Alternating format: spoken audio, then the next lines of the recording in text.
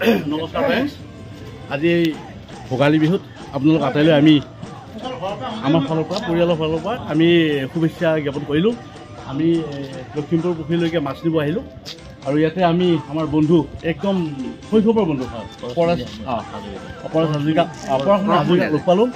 বহুত আগৰ মানে 88ৰ পিছত লগ পাইছোঁ। গতিকে আমি ভাল লাগিল। এই যুগত আমাৰ এই লখিমপুৰ পুখুৰী ঐতিহ্যমণ্ডিত এই লখিমপুৰ পুখুৰীয়ে আমাক আজিৰ দিনটোত অন্ততঃ লগ হোৱাৰ কাৰণে আমাক কি কৰিছে, সুবিধাকণ কৰি দিছে। গতিকে আটাইয়ে ভালে থাকক, সুখ শান্তি সমৃদ্ধি আটাইৰে ভৰি পৰক তাৰে কামনা কৰিছোঁ। আৰু আমি আমাৰ এই আটাই অসমবাসীলৈকে এইখিনিতে শুভেচ্ছা জ্ঞাপন কৰিছোঁ। ধন্যবাদ। এই মাছটো কাটিম এতিয়া। বহুত ডাঙৰ মাছ নোৱাৰিলোঁ আৰু আপোনাৰ মাংস আছেতো। আমাৰ এই বিহুটিত তাৰমানে হেৰি খাইমে, গতিকে মাছটো আমাৰ হেৰি আৰু অপশ্যন।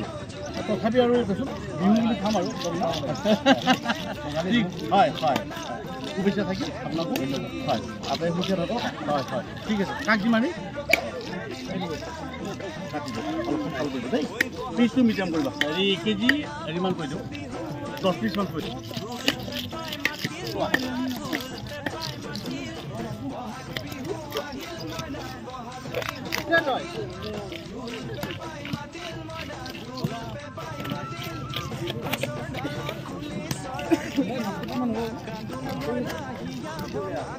দীপক, বিহু বুলি আহিছানে?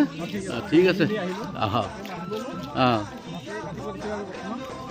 ঠিক আছে। তপনে ল'লে?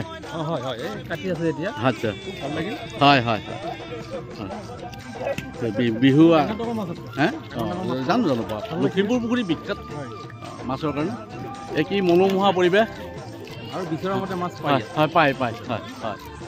এই বৃহৎ আকাৰৰ এই লখিমপুৰ পুখুৰী চাওক গাইছ, এনেকুৱা পুখুৰী আমাৰ অদ্বিতীয়, দৰঙৰ গৌৰৱ আৰু।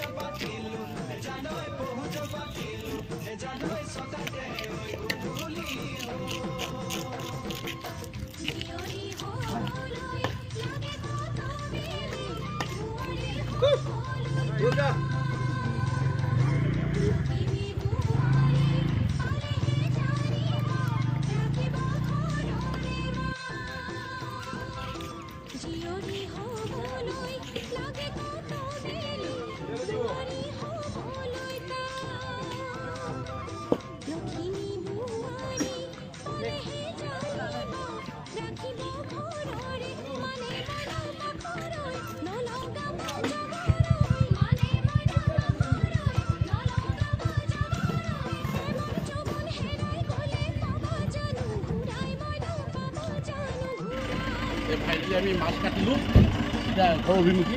ইয়াত এই মাংস আছে, খাহী মাংস আৰু এই মাছ, আৰু এতিয়া আমি যামগৈ আৰু।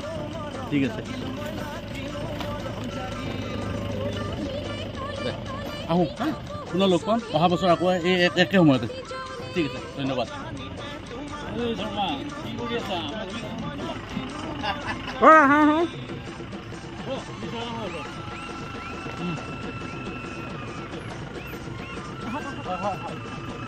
আমি আটাইয়ে একেলগে মাছ ল'লোঁ আৰু এতিয়া ঘূৰা ঘূৰি যামগৈ। ঠিক আছে, ধন্যবাদ।